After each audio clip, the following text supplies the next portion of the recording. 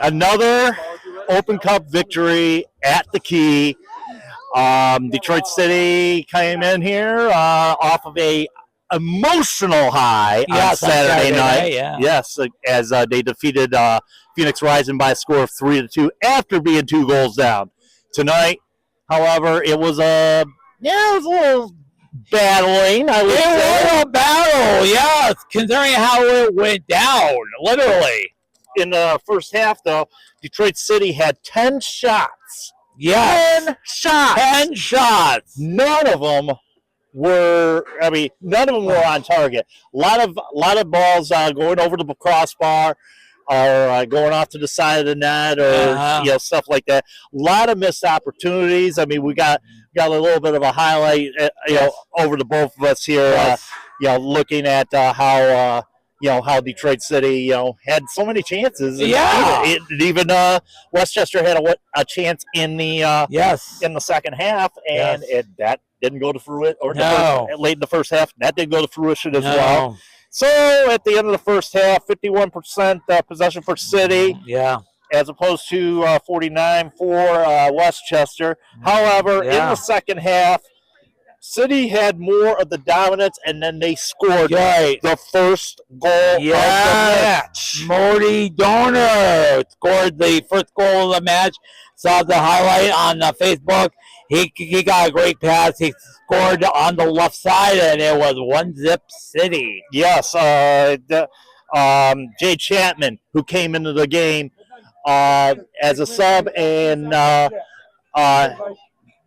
filled in a great way there. Chapman with the assist. Detroit City up 1-0. However,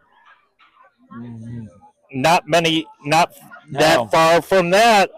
You're right. Juan Obregon bangs this one into the back of the net. Yeah. We all squared at one apiece. And they were celebrating with their own fans, if any showed up from Westchester County in New York. Yeah, there wasn't that many that showed up. I was over on the side. I was talking with, it wasn't supposed to, but talking with some of the guys from Westchester. They were pretty good guys. Pretty nice guys. Yeah. Pretty nice guys. 1-1, and then at that time we were saying, "Oh no, here we go." No. Are we thinking we're going to go into extra time? I was thinking we were going to go to extra time at that point. But it was a key moment late in the magical time, almost the 85th minute. 85th minute here, a foul committed inside the box. Atis Juf draws a penalty, and Jacil Cedeno ends up taking the penalty shot. Of course, if you saw that on the blue sky, showed the penalty kick on the blue sky. Yes. And it was quiet as something you could hear. Oh my God, quiet. Running. Well, we did have a mouse earlier in the VIP section. Even the mouse probably would have still stayed asleep at that point. But we got the key goal at the 85th minute, and it was easy peasy for Jacil Cedeno there. You're right. And then it was his second goal in 2 games after the game winner. The game winner the other night over in Phoenix, and then to wrap up the night, Darren Smith. Did I tell you he was amazing at the start of the season? He was amazing at the start of the season, but I didn't think he needed this much help. No. Goalkeeper makes the save. Yes.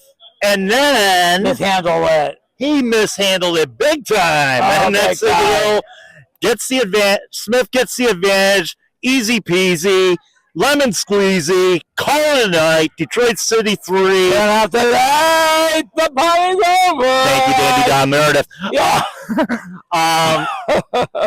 3-1 Detroit City over Westchester SC. Let's go over the final stats of the evening. Thank you very much. The final stats of the evening, and by the way, I don't know if we're referring to the women's soccer team or this team tonight. Tom at 24-6. They literally 4-1. They were peppering the net. And at ad nauseum and at full force tonight for Detroit City FC. Literally. I mean, literally. You look at that.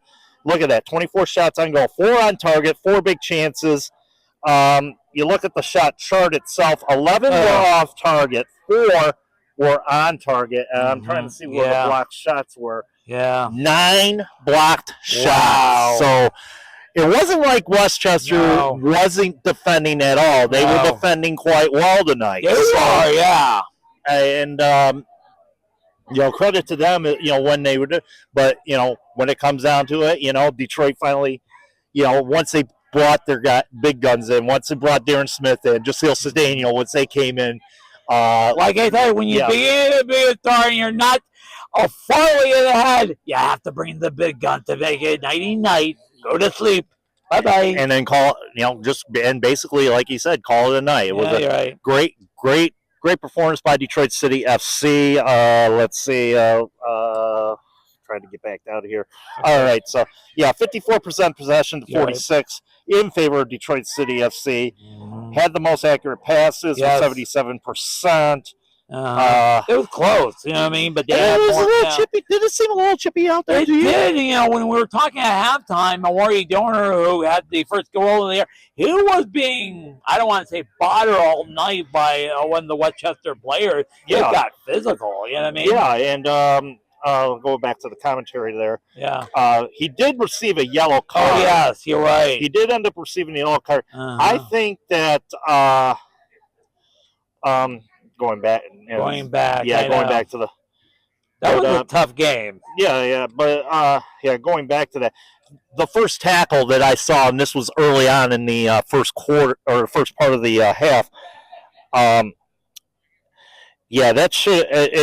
thought it should. Bobby Pierre should have gotten a yellow for that tackle. You're right. A hard tackle over by the bench there on the Westchester side. I know. It's just sort of like Pierre ended up getting the yellow, and nonetheless, and then obviously, I think he did get replaced. Probably no, he did not. He still finished the deal there, but nonetheless, it was very physical. You kind of expected it because it was Detroit. It was Detroit City. This is going to be the future Jägermeister Cup matchup here. Yeah, right. That's coming up. You're the end, and I see Danny's just walking off the field. Yeah, he's got some other media commitments coming up. You're right. As well, but and we're just little small potatoes. Yeah. I mean, hey, it's a YouTube channel. What do you expect? Yeah, exactly.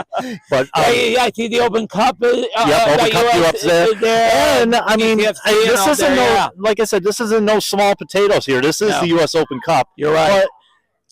But is it going to look like – you think it's going to look like this come July when the two teams meet in the Jägermeister Cup? I would say the same thing. Who knows, the physicality. And we mentioned that little cold opening. That's the last opponent in the Open Cup. Who knows? It could get physical. It could get physical. However, it depends on where we stand in the group stage. Exactly, because it is the last group stage game. And you never know at that point if it's going to be a game where Detroit City needs to move on in the competition, or if it's going to be a game where Westchester needs it to move on in the competition, or if we're just going to be looking at a dead rubber match. Who knows? Dead rubber or drawing dead, as they say in poker. Yeah, but the physicality was definitely there tonight between both of these sides, and. I mean, to tell you what, I mean, this is, like I said, this is probably going to be one of the better, one of the teams that is going to try to make a mark for themselves when it comes to Jägermeister time. You're right, and Westchester is carrying receipt to that game, depending on where we stand. Remember, the top 6 in each group, plus the second place team, 2 of them, go to the quarterfinals, and oh my, it's going to be only 8 teams into that. We'll break it down on Saturday. We'll break it down in a couple weeks. In a couple weeks. Sorry. Yeah, when we play. I'm thinking too far ahead of this Saturday. This Saturday, though, I mean, you can't overlook this Saturday because it will be the return. Of one Maximilo Rodriguez. You're right, Maxime Rodriguez make his long-awaited return, but this time. wearing blue for Rhode Island FC. And that is going, and I was talking to some people, which I probably use. How do you think he's feeling? You know what I mean? We'll mention that on Saturday, but yeah. It might be a matter of, it's going to be a lot of mixed emotions for him when you think about it in the long run, because he's here on a business trip here. Absolutely. But this is going to be emotional. He's playing for the home side, and we'll get into the logistics on Sunday. Oh, absolutely. Saturday, excuse me. Absolutely, because I mean, you look at it. I mean, he was a fixture here for many years. 5 years. Won us a couple trophies. Yes. And 36 goals, second all-time, right behind John. Scored a penalty kick against Columbus Crew. Right here on this pitch. It was legendary. Yes. I mean, he is exemplified in Detroit City history. Yes. No question about it. No ifs, ands, or buts. No question about it. But this is going to be a little bit different. Absolutely, it is. Yeah. And we shall see. We shall see what transpires on Saturday. There is a lot of stories from a lot of teams, especially one story. I'll save it for Saturday. One coach who used to coach here, but we'll save it for Saturday. Yeah, and we're going to be facing them in a few weeks as well. So. Yeah, the other team, I know. Yeah. with the battery. So, yeah. But nonetheless, like I said, a great victory for Detroit City tonight. They move on. 9:30 tomorrow morning on the CBS Sports Golazo Network in the middle of morning footy. Morning footy? I mean, they're going to have it at in the morning? I thought it was East Coast time. Yeah. Okay. 9:30 East Coast time. And we will find out who City will face off in the fourth round, and it's guaranteed to be an MLS team because the 16 teams MLS is signing up by 8 last year, except for Miami FC. Miami. I told you why they don't want them, because they're protecting a special player, but we'll see what Miami FC beat Inter Miami, I thought. Oh, that was the Inter Miami team. That was the second team. That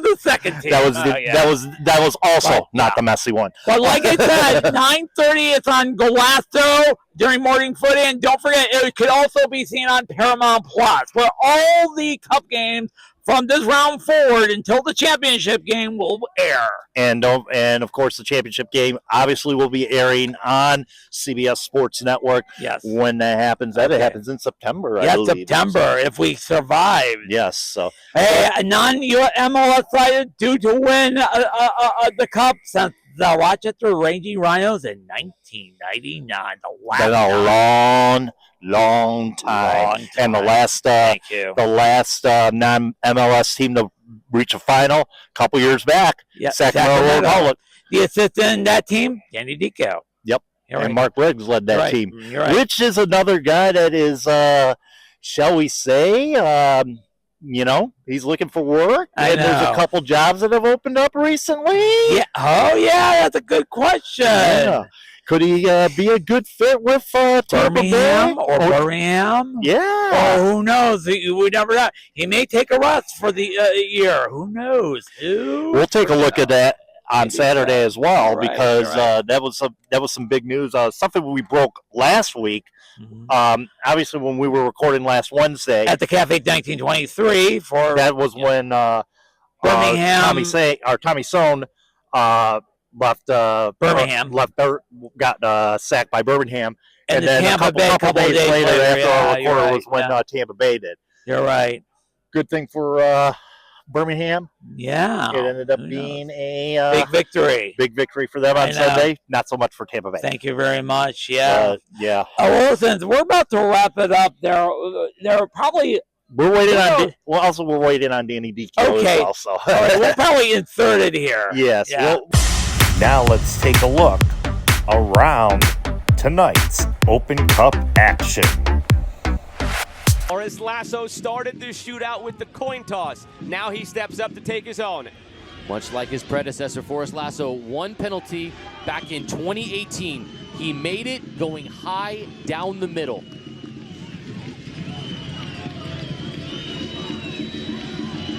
He's got a long run up coming here. He's outside the 18 at the moment. He's been terrific in this game. His goal line clearance forced extra time. Forrest Lasso calmly tucks it in. It's Cisneros. Remember, he was down 2 or 3 times separately with those cramps. He hardly played in the second half of extra time. It's why we had 5 minutes of stoppage time. So how is he feeling right now? Doesn't matter. He has to take this one. It was either that or have Lalo Delgado go around early here. If he makes this, it comes down to the goalkeepers. Julian Cisneros in the 10th round. Long pause. Cisneros off the bar! Tampa Bay, get Rowdies! The Rowdies are going through!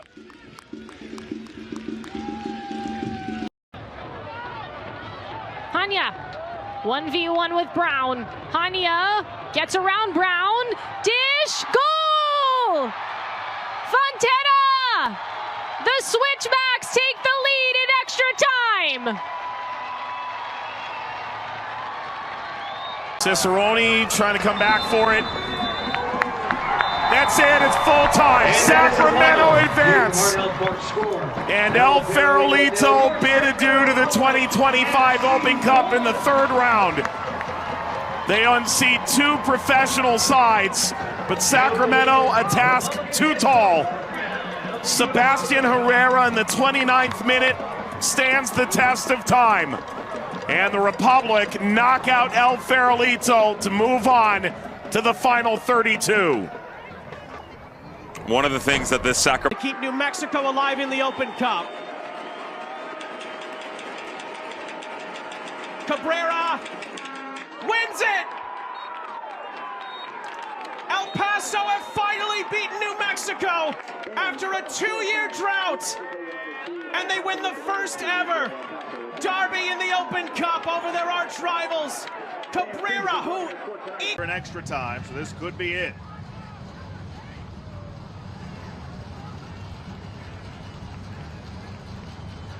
The service in.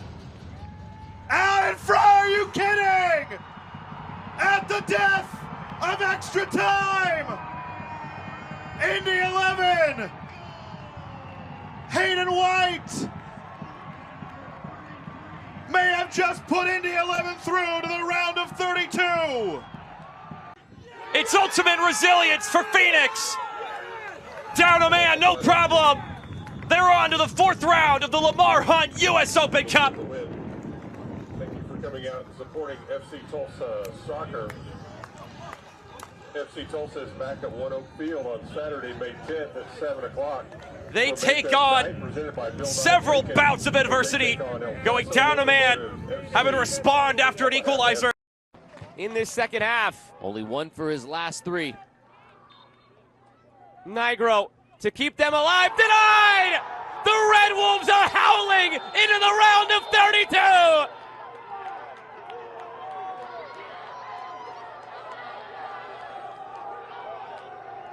3 penalty shootouts and 3 wins for the Chattanooga Red Wolves. And to finish things off here at Keyworth Stadium, a big win for Detroit City. Obviously,